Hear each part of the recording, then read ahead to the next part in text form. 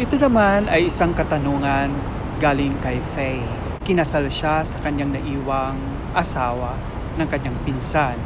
May 3 siyang anak at ngayon balak niyang magpakasal bilang isang byuda. Ang kanyang katanungan ay, ang pagpapakasal ba bilang isang byuda ay pwede na? Para sa iyong kaalaman, Faye, ay ang Article 351 ng Revised Penal Code, ang nabanggit na profesyon na ito ang nagbibigay ng definisyon at kaparusahan sa tinatawag na prematured marriage ayon sa nabanggit na profesyon.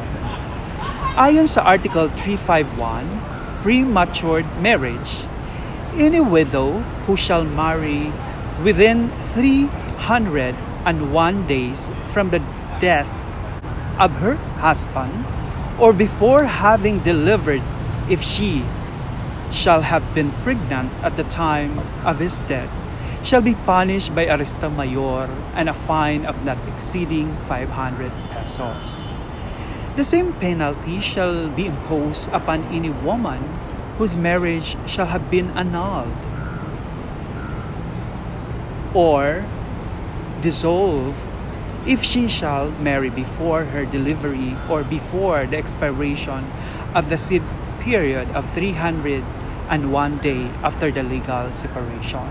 So binigyan din dito, Revised Penal Code ay nagpapawalang bisa sa pamamagitan ng Republic Act number 10655 na may pamagat na an act repealing the crime of premature marriage under Article 351 of Article number 3851, otherwise known as the Revised Penal Code, na naaprobahan ng Kongreso noong ika-15 ng Marso noong 2015 sa nasabing batas. So sa Section 1, without prejudice to the provision of the Family Code on paternity and filiation, Article 351 of Article number 3815, otherwise known as Revised Penal Code of the Philippines, punishing the crime of premature marriage committed by a woman in hereby repealed.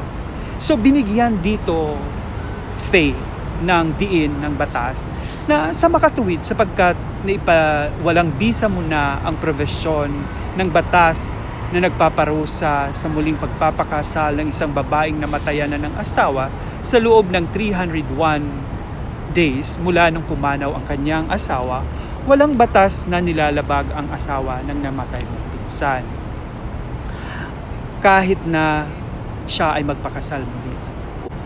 At pinagsasapalagay niyo na nabuntis siya ng kanyang lalaki habang buhay pa yung kanyang asawa, ay ito ay kinukonsidered na premature marriage.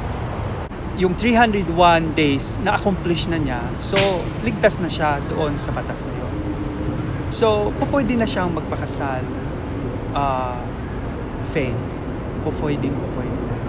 Bilang isang byuda, karapatan din na niyang lumigaya at makahanap din ng makakatuwang sa buhay sa mga darating na araw. Ayun po, Faye. Salamat.